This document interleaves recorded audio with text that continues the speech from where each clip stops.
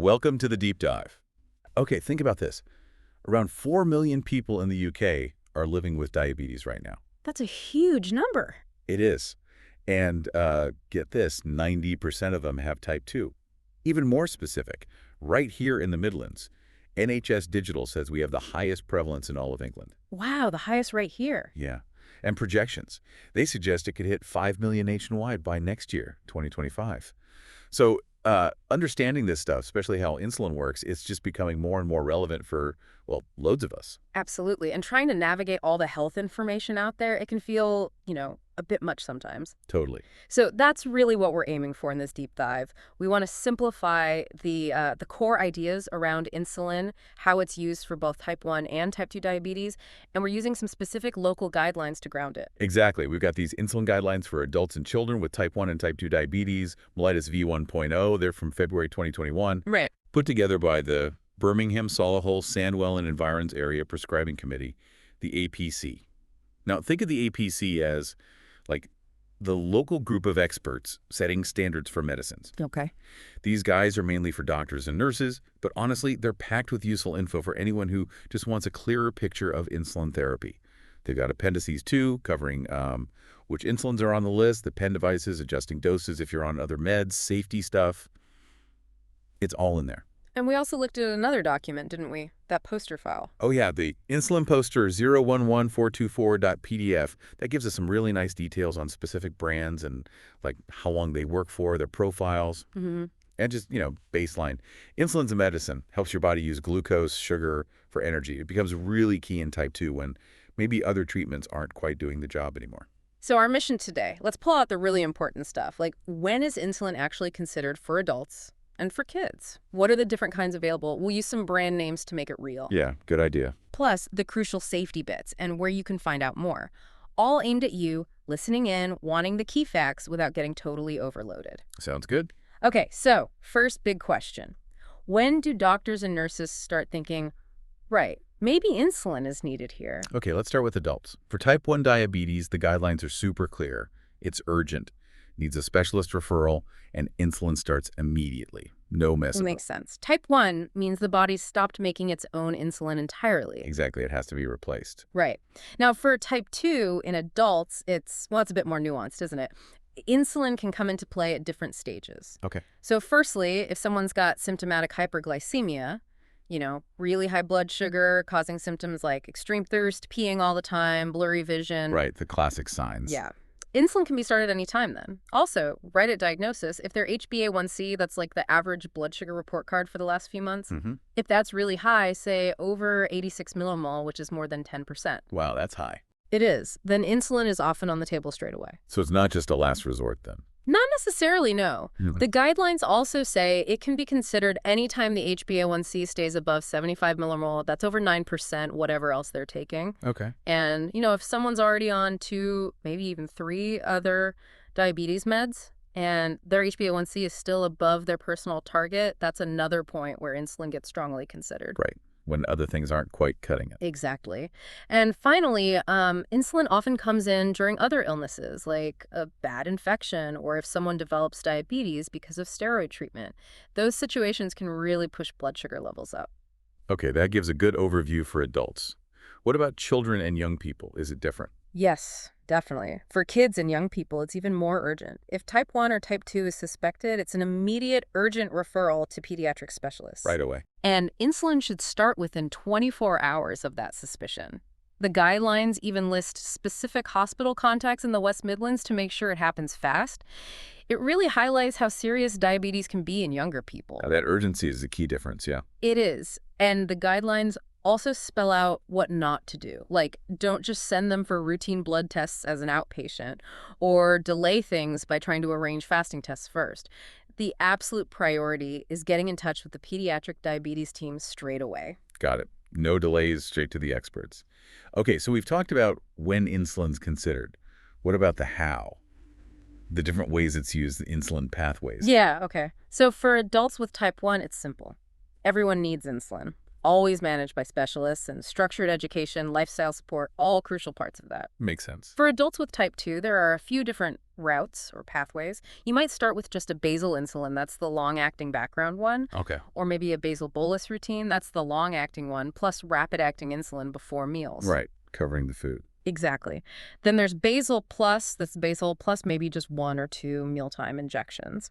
And sometimes premixed insulins are used, which bundle the long and faster acting types together. So different options depending on the person. Absolutely. It depends on their meal patterns, their job, their lifestyle, how well they can manage monitoring and injecting.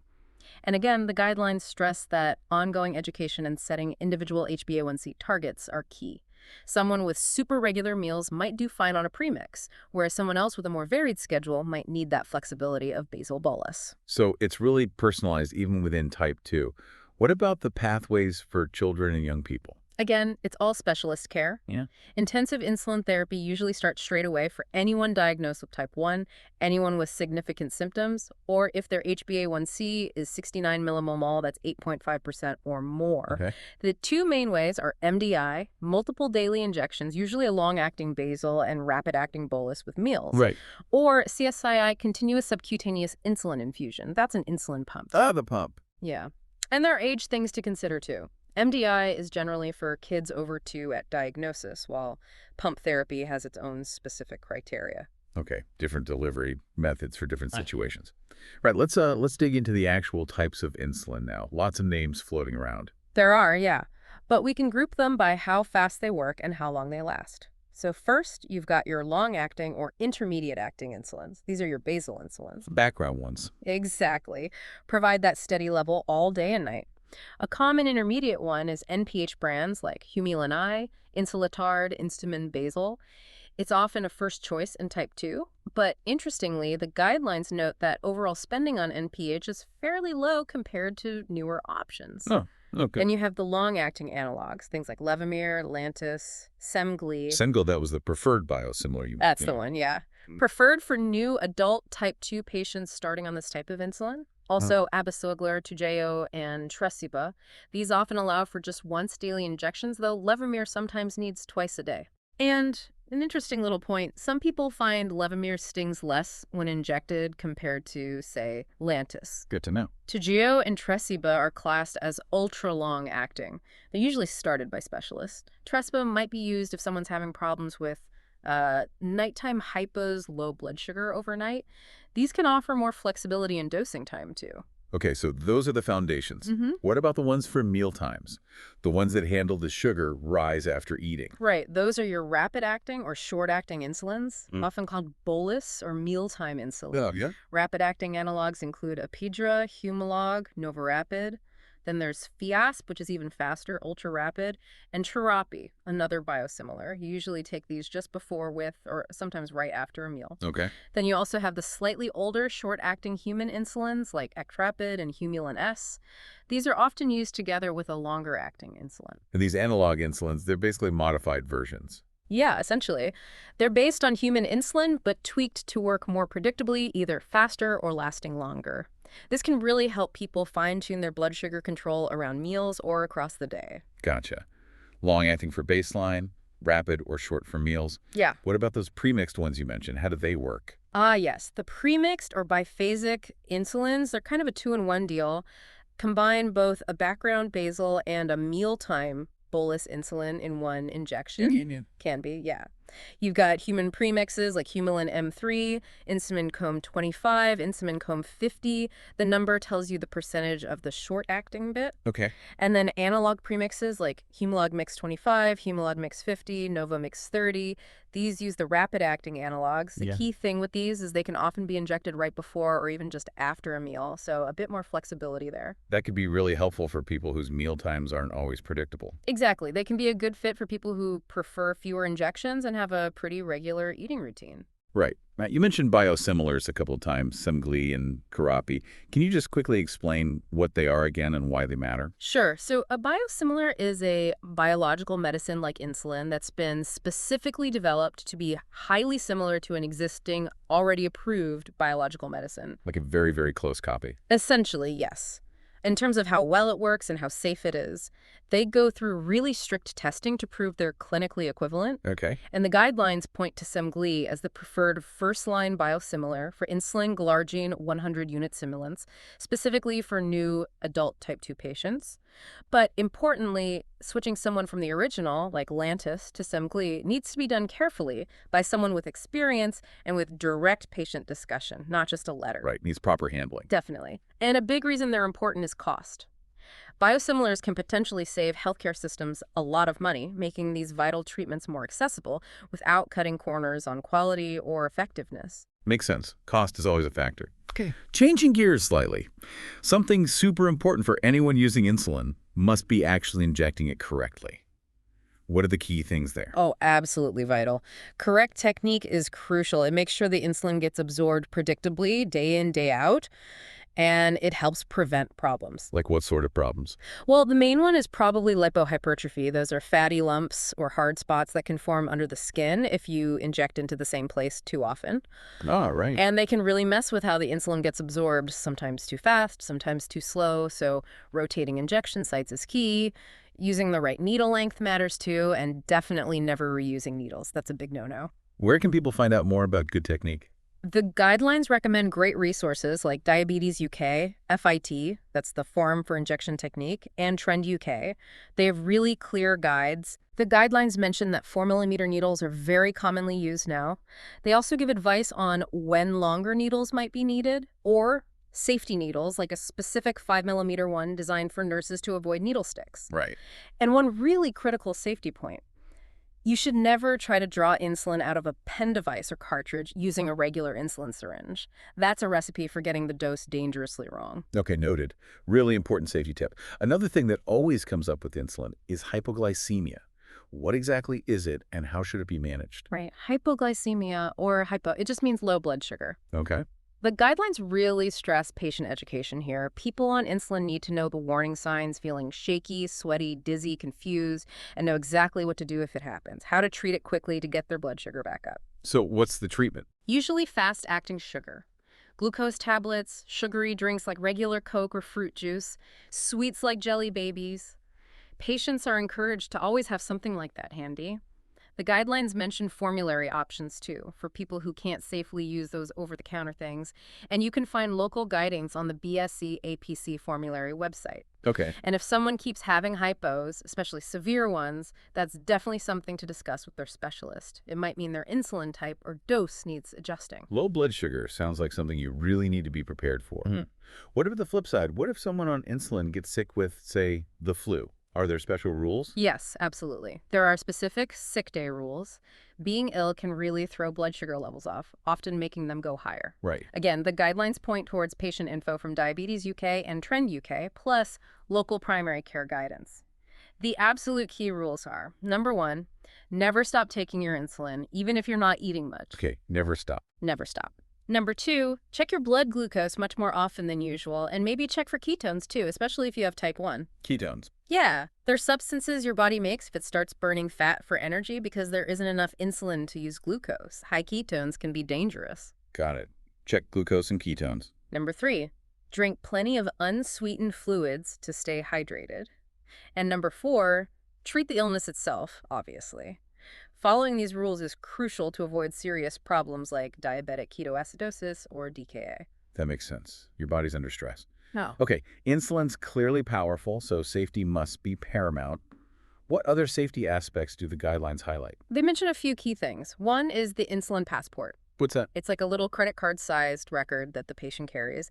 It clearly states exactly which insulin they use and the pen or device they use. It's designed to help prevent errors. How so? Well, healthcare staff, doctors, pharmacists, nurses are supposed to check it every time insulin is prescribed, dispensed, or given. And check it at least once a year during reviews. It helps ensure everyone's on the same page about the exact insulin being used because there are so many different types and strengths now. Ah, I see. A simple check. Exactly. Practices can even order printed copies. There's also a free online course mentioned, The 6 Steps to Insulin Therapy, recommended for professionals. Okay. And there's an insulin risk assessment tool from a group called DMAG, available on the APC website. Plus, a clear instruction to only prescribe things like high-strength insulins, combination products, or biosimilars according to what's recommended locally in the formulary. It's all about layers of safety. Multiple checks and balances. Yeah. Good. Just one last safety point driving.